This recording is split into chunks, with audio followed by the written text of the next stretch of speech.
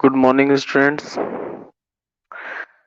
हम लोग P block कर रहे हैं जिसमें 15th ग्रुप एलिमेंट्स हम लोगों ने स्टार्ट किए,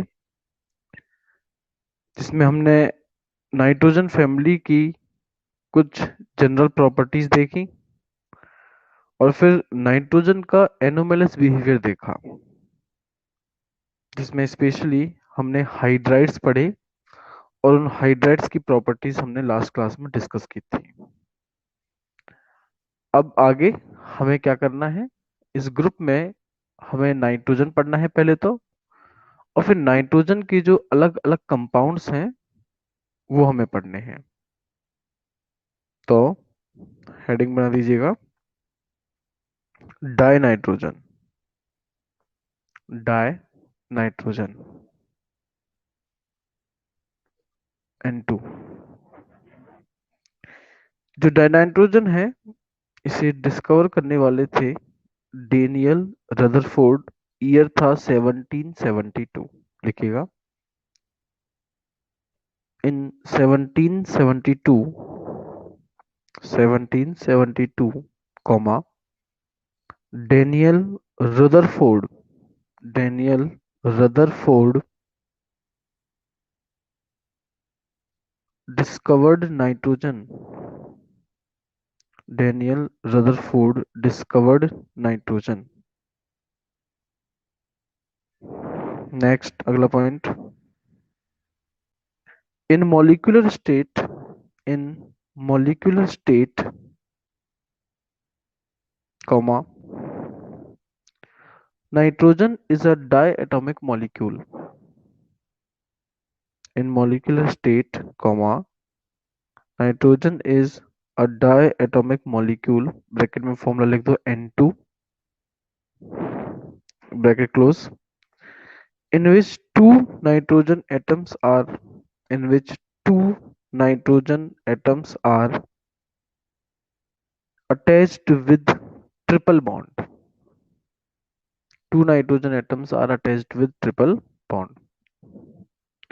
तो एटम तो चलो नाइट्रोजन का एन है, पर मॉलिक्यूल जो है वो N2 है, जिसमें दोनों नाइट्रोजन के एटम आपस में ट्रिपल बॉन्ड से जुड़े हुए हैं।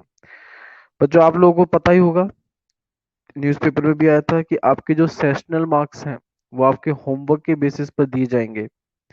तो अब से आपको जब भी क्लास आपकी लगेगी तो आपको कुछ ना कुछ होमवर्क जो है वो दिया जाएगा, और आपको वो होमवर्क अपनी नोटबुक में फेयर कॉपी में करना है विद डेट। डेट कंपलसरी है लिखना, क्योंकि ये होमवर्क चेक होंगे और फिर इनकी फोटोज वगैरह जो है वो ऑनलाइन पोर्टल पर अपलोड की जाएंगी, और उस अकॉर्डिंग आप लोगों को सेशनल मार्क्स, जो आपके 20 मार्क्स सेशनल होते हैं स्कूल से जाते हैं, अब वो पहले तो जाते थे आपके एग्जामिनेशन टेस्ट के बेसिस पर अब जो है ये जाएंगे आपके होमवर्क के बेसिस पर। तो आप लोगों को होमवर्क करना कंपलसरी है। नेक्स्ट पर लिखिएगा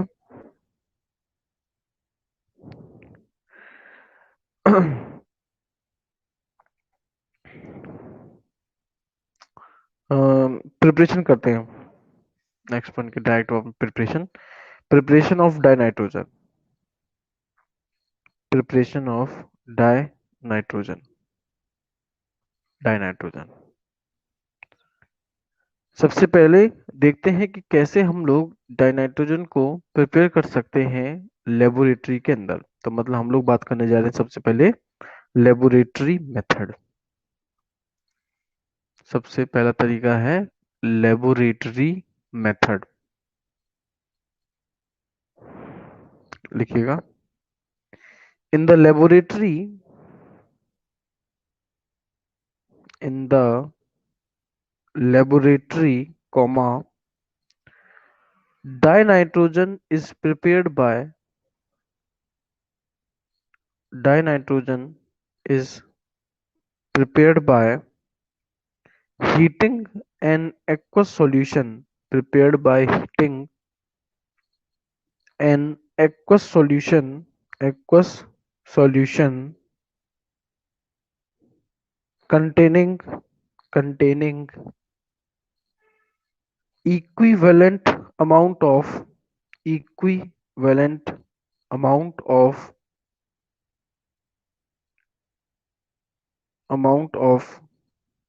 ammonium chloride and sodium nitrite, ammonium chloride and sodium nitrite. तो अमोनियम क्लोराइड जिसका फॉर्मूला होता है NH4Cl, सोडियम नाइट्राइट जिसका फॉर्मूला है NaNO2। इस दोनों को इक्वल अमाउंट में लेकर के जब आप हीट करेंगे, गर्म करेंगे, तो आपको तीन चीजें मिलेंगी। एक तो आपका NaCl सॉल्ट, साथ में H2O, और साथ में जो गैस रिलीज होगी वो होगी N2। रिएक्शन लिख दो।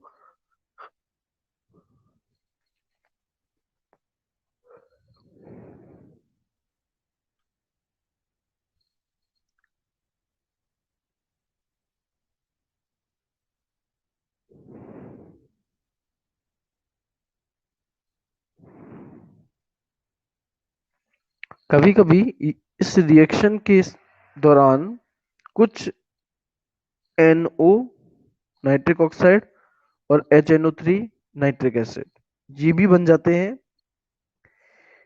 इनके बनने से N2 जो है वो इम्प्योर कहलाएगी। यहाँ NO और HNO3 को N2 से सेपरेट किया जा सकता है अगर आप उस मिक्सचर में सल्फ्यूरिक एसिड डाल दें और साथ में पोटेशियम डाइक्रोमेट K2Cr2O7। तो NO और HNO3 की जो इम्प्योरिटी बनी है उसे सेपरेट आउट किया जा सकता है। लिखिएगा नोट बना करके इस रिएक्शन के नीचे। During the preparation during the preparation, comma, small amount of NO, small amount of NO and HNO3, NO and HNO3 are also formed in the reaction, are also formed in the reaction, in the reaction, full stop. These impurities can be removed by, these impurities can be removed by passing the gas, passing the gas, यहाँ gas का मतलब है nitrogen gas जिसके साथ में NO और HNO3 दोनों है। passing the gas through aqueous solution of sulfuric acid, through aqueous solution of sulfuric acid containing a small amount of potassium dichromate, containing small amount of potassium dichromate K2Cr2O7, potassium dichromate. तो ये पहला तरीका laboratory method. दूसरा तरीका thermal decomposition of ammonium dichromate, thermal decomposition of ammonium dichromate. Dichromate होता है Cr2O7-2 और ammonium NH4+। अगर दोनों की क्रॉस वैलेंसीज को क्रॉस मल्टीप्लाई किया जाए तो फॉर्मूला बन जाएगा NH4 होल ट्वाइस Cr2O7। जब आप अमोनियम डाइक्रोमेट को हीट करते हैं तो ये तीन चीजें बनाता है। एक तो Cr2O3, क्रोमिक एनहाइड्राइड बोलते हैं Cr2O3 को, साथ में H2O, और साथ में जो गैस रिलीज होती है वो है N2। तो लिखिएगा on heating ammonium dichromate slowly, on heating ammonium dichromate slowly, comma, it decompose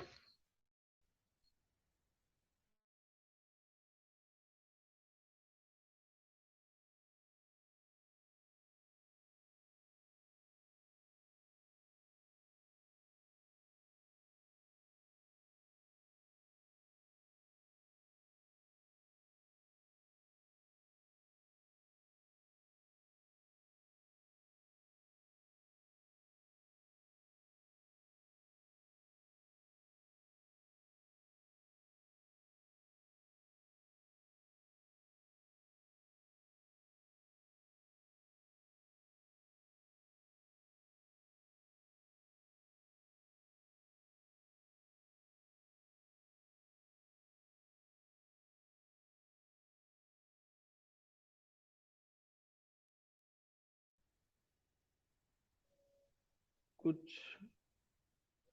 network issue आ गया है। हाँ, तो कुछ नेटवर्क इशू आ गया था बच्चों, तो मैं थर्मल डीकम्पोजिशन बता रहा था अमोनियम डाइक्रोमेट का। और उसमें थ्योरी जो है हमने लिख ली है, या फिर जो लिखनी चाहिए मैं वापस से रिपीट कर रहा हूँ। When ammonium dichromate is heated slowly, when ammonium dichromate is heated slowly, comma, it gives Cr2O3 along with nitrogen, dinitrogen, Cr2O3 along with dinitrogen, dinitrogen। Reaction लिख दो, सेकंड नंबर की reaction. NH4 whole twice Cr2O7 gives arrow के ऊपर heat Cr2O3 plus N2 plus 4H2O। Reaction लिख दीजिए।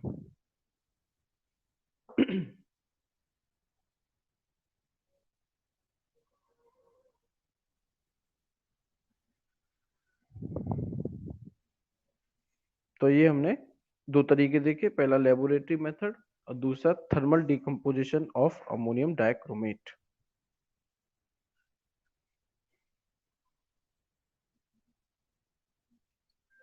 तीसरी preparation है by the action of ammonia with cupric oxide, by the action of ammonia with cupric oxide, cupric oxide. तो जब cupric oxide CuO और ammonia के मिक्सचर को heat किया जाता है, तो यहां पर बच्चों ये जो आपका अमोनिया है ये हो जाता है ऑक्सीडाइज N2 के अंदर, और क्यूप्रिक ऑक्साइड CuO जो है वो रिड्यूस हो जाती है Cu के अंदर। लिखिएगा, when a mixture of ammonia and cupric oxide is heated, when a mixture of ammonia and cupric oxide is heated, cupric oxide is heated, then a redox reaction takes place. Redox reaction takes place in which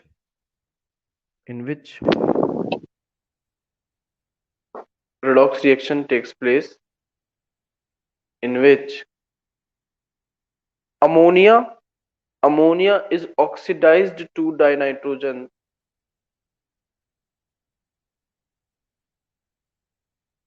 Ammonia is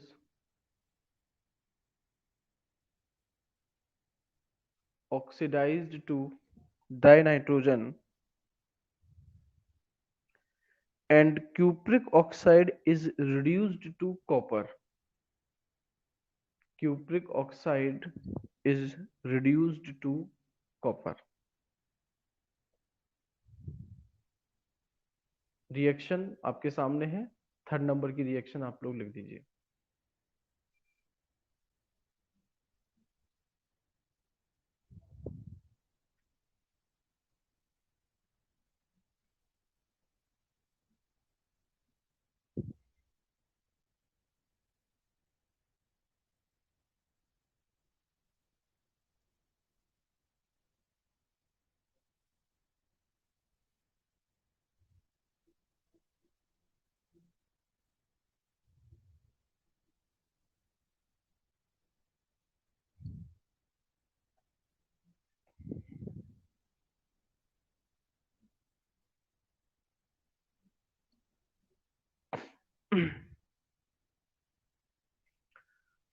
चौथा और जो आखिरी method है, आखिरी तरीका है nitrogen बनाने का, वो है by thermal decomposition of azide. By thermal decomposition of azide, AZIDE, thermal decomposition of azide. Azide होता है N3-1, इसको हम लोग अजाइड बोलते हैं। तो जब सोडियम अजाइड, क्योंकि सोडियम की वैलेंसी +1 है और N3 की -1, तो सोडियम अजाइड का फॉर्मूला बनता है आपका NaN3। या फिर आपका बेरियम अजाइड, बेरियम की वैलेंसी +2 है, तो बेरियम अजाइड का फॉर्मूला बनता है BaN3 होल ट्वाइस। तो जब आप सोडियम अजाइड या फिर बेरियम अजाइड को जेंटली हीट करते हैं, गर्म करते हैं, तो ये आपको प्योर नाइट्रोजन N2 देता है, क्योंकि यहाँ पर जो बेरियम या सोडियम बनेगा वो सॉलिड स्टेट में होगा, डाइनाइट्रोजन गैसेस स्टेट में होगी। तो इस गैस को सॉलिड सोडियम या बेरियम से सेपरेट करना बहुत आसान हो जाता है। तो थर्मल डिकम्पोजिशन ऑफ अजाइड में लिखिएगा, व्हेन सोडियम और बेरियम अजाइड, व्हेन सोडियम और barium azide are heated, then pure dinitrogen is formed. Then pure dinitrogen is formed. Reaction लिख दीजिए बच्चों, 4th नंबर की जो रिएक्शन लिख रखी है।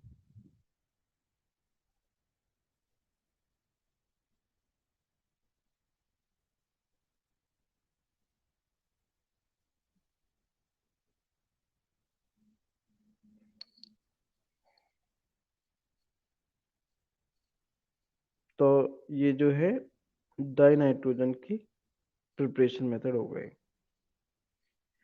नेक्स्ट प्रिपरेशन के बाद हमें फिजिकल प्रॉपर्टीज करनी है डाइनाइट्रोजन की। Physical properties of dinitrogen. हाँ भाई, अभी तो क्लियर है ना वीडियो? अब तो डिस्कनेक्ट नहीं हो रहा किसी का?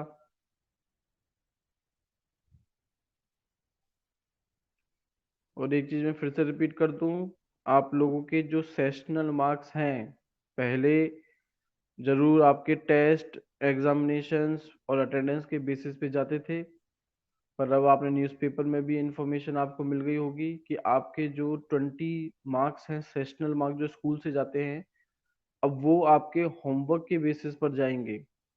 तो आपको कुछ ना कुछ होमवर्क दिया जाएगा जो आपको अपनी फेयर नोटबुक में करना है विद डेट। डेट आपको मेंशन करना कंपलसरी है। ये आपका होमवर्क जो है ये चेक भी किया जाएगा। तो अगर आपको सेशनल मार्क्स चाहिए हो तो होमवर्क बच्चों आपको करना है। कृतिका कहना है video is not clear. Comment कर दो बच्चों अगर किसी क्लियर है तो। आज पता नहीं, शायद कोई नेटवर्क इशू आ रहा है, बीच में डिस्कनेक्ट भी हो गया था एक बार। बेटा कृतिका, बाकी बच्चों के तो क्लियर है, तो तुम एक बार अपना नेटवर्क रिफ्रेश करके देखो। हाँ जी सर। फिजिकल प्रॉपर्टीज, पहली फिजिकल प्रॉपर्टी लिखिएगा, dinitrogen is a colourless, dinitrogen is a colourless, comma odourless, ODOUR, odourless and tasteless gas. ना तो कोई कलर होगा, ना कोई स्मेल, ना ही कोई taste. Second point, it has two isotopes, it has two isotopes, that is N14 and N15, capital N और उसके टॉप पर 14, ये मास नंबर होता है, N14 एंड N15। इसके दो आइसोटोप्स हैं। आइसोटोप आपको पता ही होगा, ऐसी स्पीसीज जिनका एटॉमिक नंबर सेम हो पर mass number different. Next, it is a non toxic gas. Toxic का मतलब पॉइजनस होता है और नॉन टॉक्सिक मतलब non poisonous.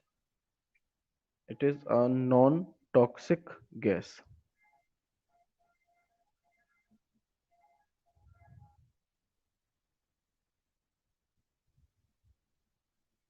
Next point, it is slightly lighter than air. It is slightly lighter than air, lighter than air, and its vapor density is 14, 14. Slightly lighter than air and its vapor density is 14. तो हवा से हल्की होगी ये और vapour density इसकी 14 है। Next, अगला point, it has very low solubility in water. It has very low solubility in water, पानी में बहुत कम मात्रा में घुलती है। आपको अगर हेनरीज कांस्टेंट, हेनरीज लॉ याद हो तो N2 जो है इसकी KH की वैल्यू ज्यादा होती है और KH हेनरीज कांस्टेंट और सॉल्युबिलिटी जो है वो इनवर्सली प्रोपोर्शनल होते हैं। नेक्स्ट, अगला पॉइंट लिखिएगा फिजिकल प्रॉपर्टीज में, इट्स मेल्टिंग पॉइंट, ब्रैकेट में वैल्यू लिख लो 63.2 kelvin, bracket close, and boiling points,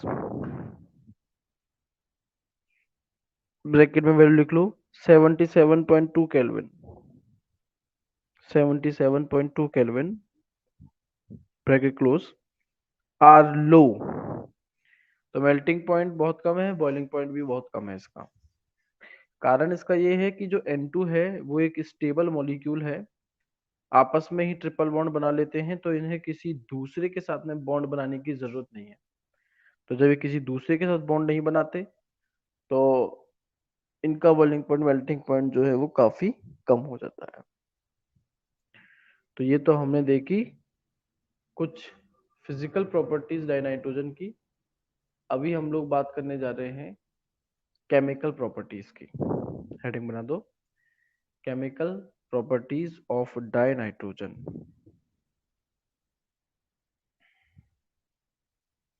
chemical properties of dinitrogen.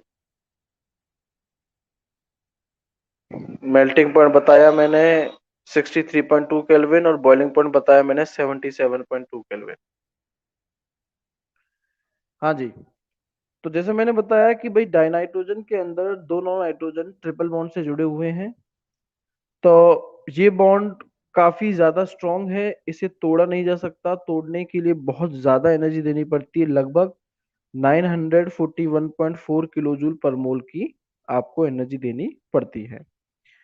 तो ये बॉन्ड इजीली ब्रेक नहीं होता, और अगर ये बॉन्ड इजीली ब्रेक नहीं होता तो नाइट्रोजन किसी दूसरे के साथ इजीली रिएक्ट भी नहीं करता। That's why nitrogen is inert at room temperature. पर अगर हीट एनर्जी दी जाए तो ये बॉन्ड भी टूटने लगती है, और उस केस में नाइट्रोजन जो है वो कुछ कंपाउंड्स या एलिमेंट्स के साथ में रिएक्ट कर जाता है, जो हम लोग देखेंगे। लिखिएगा, dinitrogen is chemically inert, dinitrogen is chemically inert at room temperature, chemically inert at room temperature।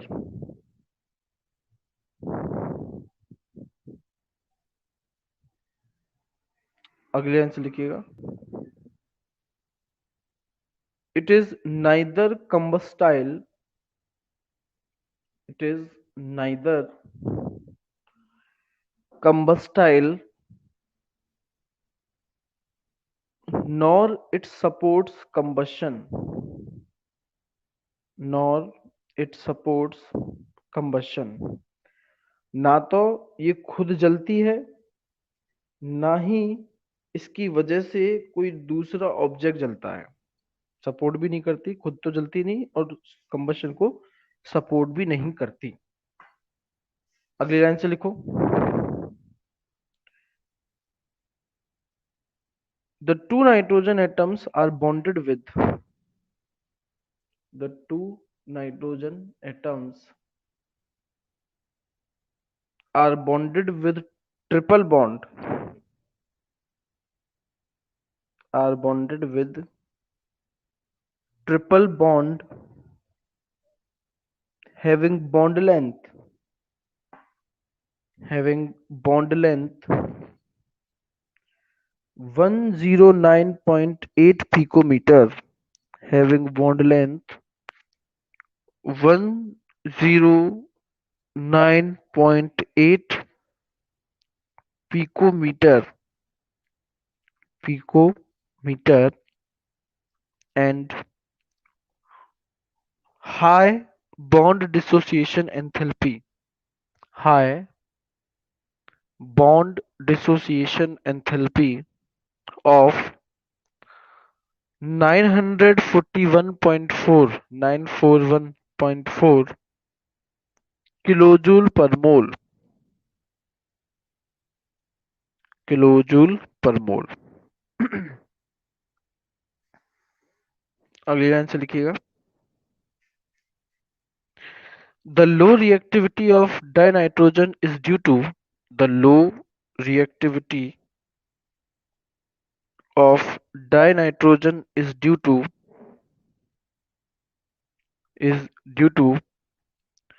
very small size of the molecule, very small size of the molecule and high bond dissociation enthalpy and high bond dissociation enthalpy bond dissociation enthalpy। Next line से लिखिएगा। However, reactivity increases. However, reactivity increases. Reactivity increases rapidly,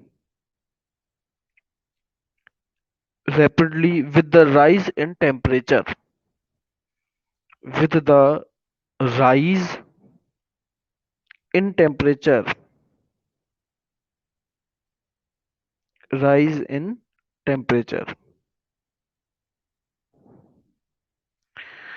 तो वैसे तो normally या room temperature पे किसी के साथ रिएक्ट नहीं करता, इनर्ट होता है क्योंकि इसका साइज बहुत छोटा है।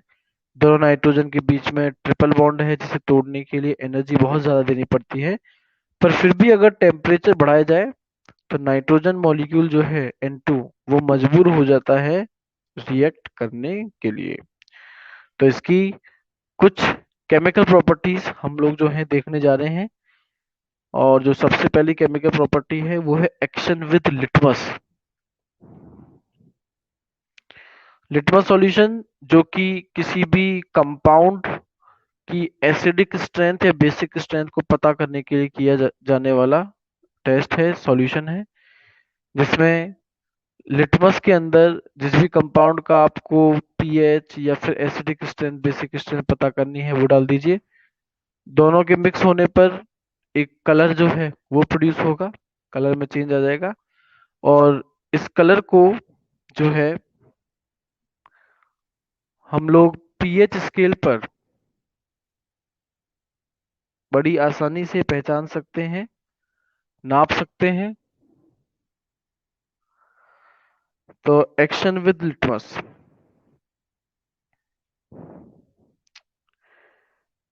ये न्यूट्रल होता है लिटमस के लिए, मतलब ना तो रेड कलर देता है ना ही ब्लू। लिखिएगा एक्शन विद लिटमस के अंदर dinitrogen is neutral, dinitrogen is neutral towards litmus towards litmus, that means It do not produce blue or red color with litmus. Do not produce blue or red color with litmus. With litmus.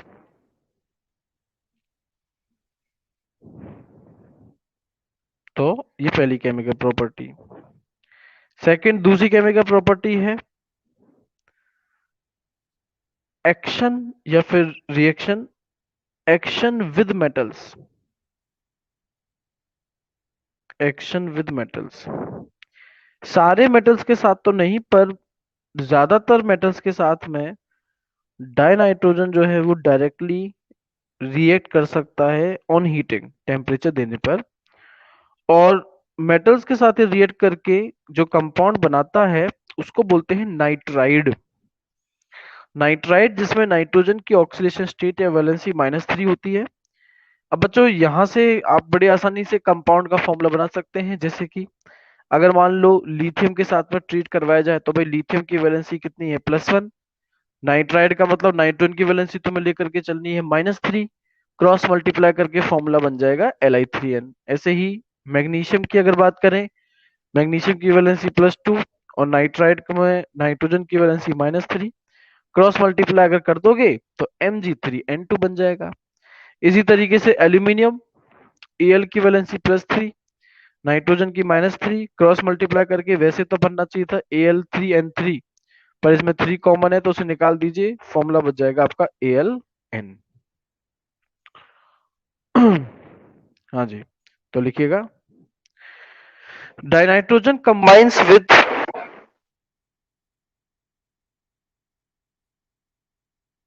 Dinitrogen combines with a number of active metals, combines with a number of active metals on strong heating, on strong heating to form their respective to form their respective nitrides, respective nitrides। आप चाहो तो nitride के bracket में लिख दो N और उसके ऊपर उसकी वैलेंसी -3। और 3 रिएक्शंस जो मैंने समझाई हैं अभी और बोर्ड पर भी वो लिखी हुई हैं, फटाफट से उन्हें लिख दीजिए और लिखने के बाद कमेंट कर देना डन।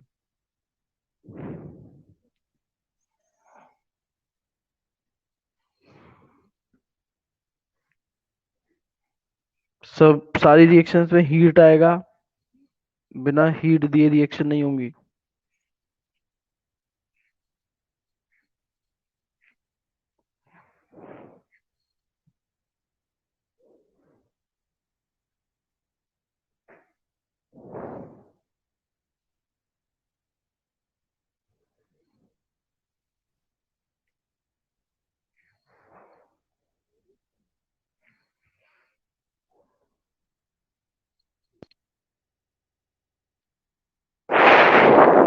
चलिए लिख ली होंगी रिएक्शंस। तो ये पहली थी, दूसरी थी एक्शन विद मेटल्स। तीसरी केमिकल प्रॉपर्टी है reaction with non metals, reaction with non metals. तो बहुत सारे नॉन मेटल के साथ रिएक्ट करता है, स्पेसिफिकली हाइड्रोजन और ऑक्सीजन। तो रिएक्शन विद नॉन मेटल्स में सबसे पहले अपन करने जा रहे हैं reaction with dioxygen O2, reaction with dioxygen O2।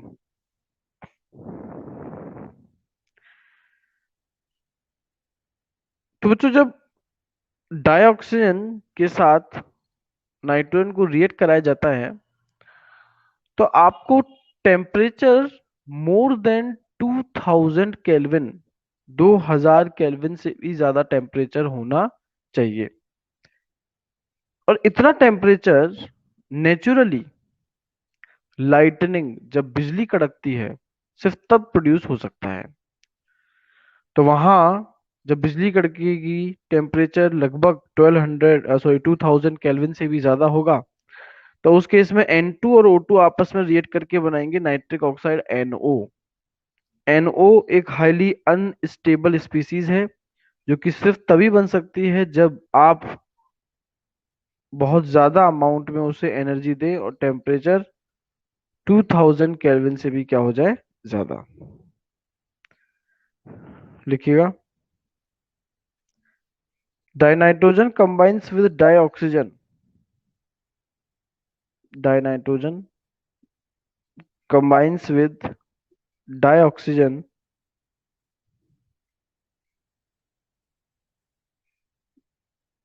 at about at about 2000 Kelvin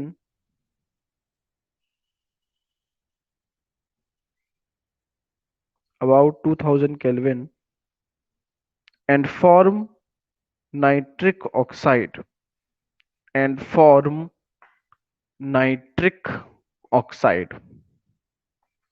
reaction लिख दो, N2 plus O2 gives 2NO। N2 plus O2 gives 2NO। और एरो के ऊपर आप लोग लिख दीजिएगा temperature above 2000 kelvin. Above 2000 kelvin लिखिएगा। इसी रिएक्शन के नीचे, nitric oxide is a colourless gas. Nitric oxide is a colourless gas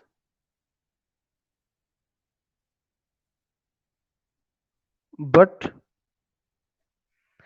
it is very unstable, but it is very unstable, full stop। it immediately it immediately react with react with more oxygen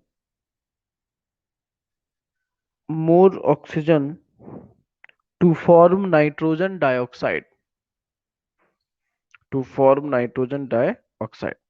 तो भाई आप N2 पर O2 तो पास कर ही रहे हो जिसकी वजह से NO बन रहा है, पर NO हाईली अनस्टेबल है और इस वजह से ये NO और ऑक्सीजन के साथ में रिएक्ट करके नाइट्रोजन डाइऑक्साइड NO2 बनाता है। रिएक्शन लिख दो, 2NO plus O2, 2NO plus O2 gives 2NO3, sorry 2NO2, 2NO plus O2 gives 2NO2, 2NO2। तो ये आपने पहली ऑक्सीजन के साथ देखी। दूसरी है इसमें reaction with dihydrogen. Reaction with dihydrogen, और ब्रैकेट में आप एक नाम लिखिएगा। इस प्रोसेस को एक नाम दिया गया है Haber's process, HABER एप्रोक्सॉफी S, Haber's process, Haber's process. तो जब नाइट्रोजन और हाइड्रोजन को आपस में रिएक्ट कराया जाता है लगभग 700 केल्विन और प्रेशर 200 एटीएम का मेंटेन किया जाए, और आयरन एज अ कैटलिस्ट लेना है और MO molybdenum as a promoter. Promoter वो होता है जो कैटलिस्ट की भी स्पीड को बढ़ा दे। तो इन सभी कंडीशंस के अंदर ये आपका नाइट्रोजन और हाइड्रोजन रिएक्ट करके बनाएंगे अमोनिया NH3। लिखिएगा, हेबर्स प्रोसेस में dinitrogen combines with dinitrogen combines with dihydrogen. Dinitrogen combines with dihydrogen at about 700 Kelvin, at about 700 Kelvin and a pressure of 200 atm, and a pressure of 200 atm in the presence of iron as catalyst, in the presence of iron as catalyst and a small amount of molybdenum and a small amount of molybdenum as promoter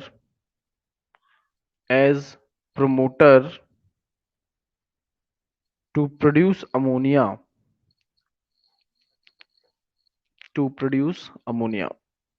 reaction लिख दीजिए बच्चों, board पर आपको मिल जाएगी right side में second number की reaction.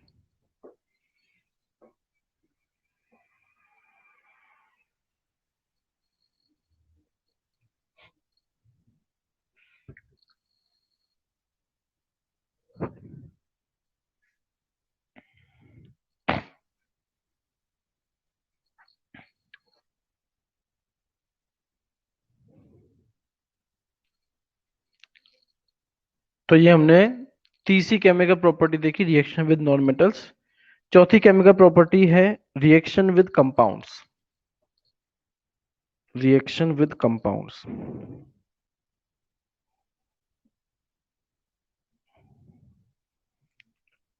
तो ये कंपाउंड्स के साथ में भी अलग अलग तरीके से रिएक्ट करती है, जैसे कि दो आपके सिलेबस में दे रखे हैं, एक तो कैल्शियम कार्बाइड और एक alumina Al2O3।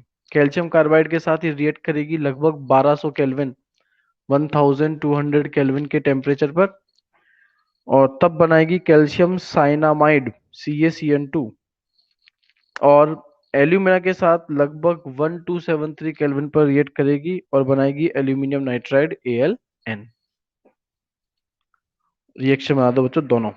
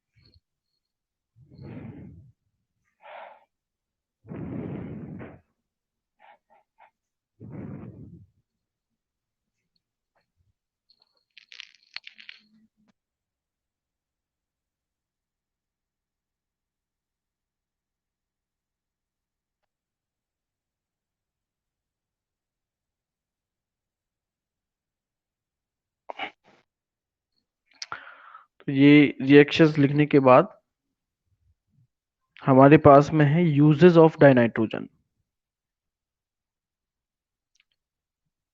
Uses of dinitrogen,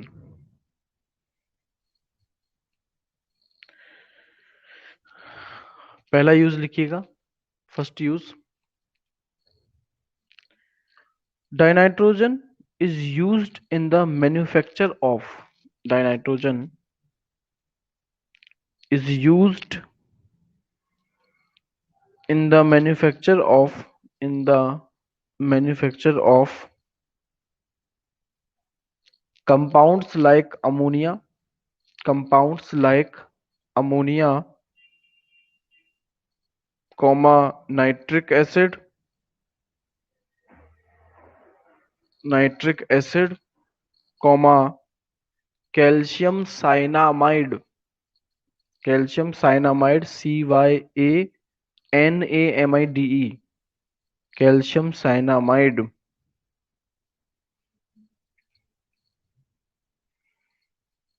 second, दूसरा यूज लिखिएगा,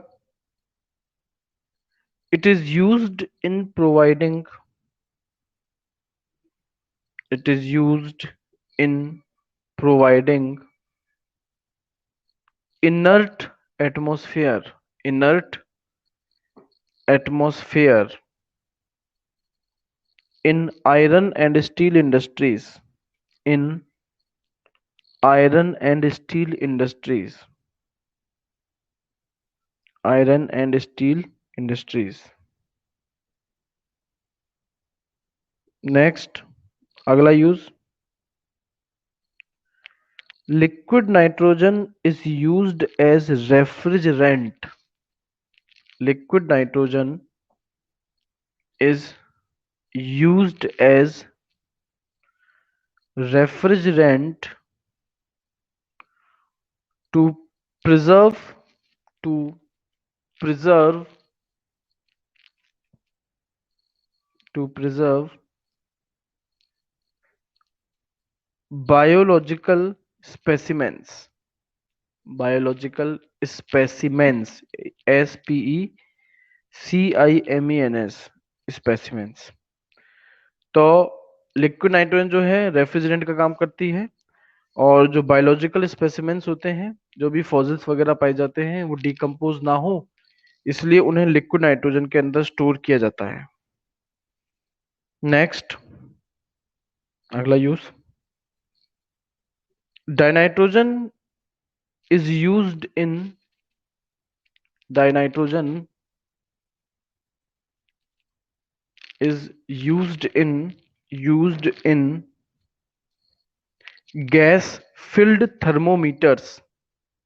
gas filled thermometers used for measuring high temperatures. Gas filled thermometers used for measuring high temperatures. तो हाई टेम्परेचर को नापने के लिए जो गैस फिल्ड थर्मोमीटर बनाए जाते हैं, उनमें भी डाइनाइट्रोजन का इस्तेमाल होता है। तो ये बच्चों आपका डाइनाइट्रोजन जो है खत्म हुआ।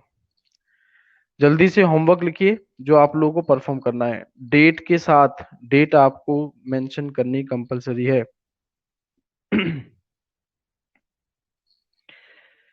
हाँ जी, क्वेश्चन है आपका, find out the oxidation state of nitrogen in the following compounds. Find out the oxidation state of nitrogen in the following compounds. Following compounds,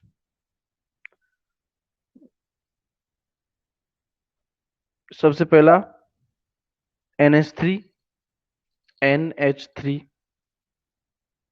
comma दूसरा है NH2 डैश NH2, मतलब दोनों NH2 आपस में सिंगल बॉन्ड से जुड़े हुए हैं, NH2 डैश NH2।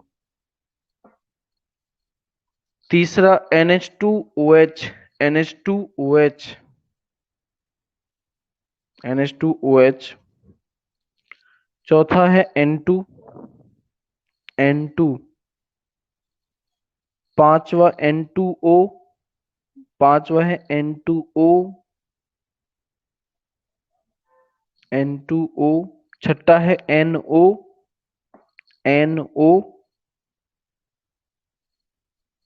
सेवंथ, सातवां है N2O3, N2O3। एट्थ, आठवां है N2O4, N2O4। और लास्ट है आपका N2O5, लास्ट है N2O5। तो आपको ये जितने भी मैंने कंपाउंड्स या उनके फॉर्मूलाज दिए हैं, आपको इनमें हर एक नाइट्रोजन की ऑक्सीडेशन स्टेट जो है वो पता करनी है। ये आप लोगों का बच्चों होमवर्क है, ठीक है। इसके अलावा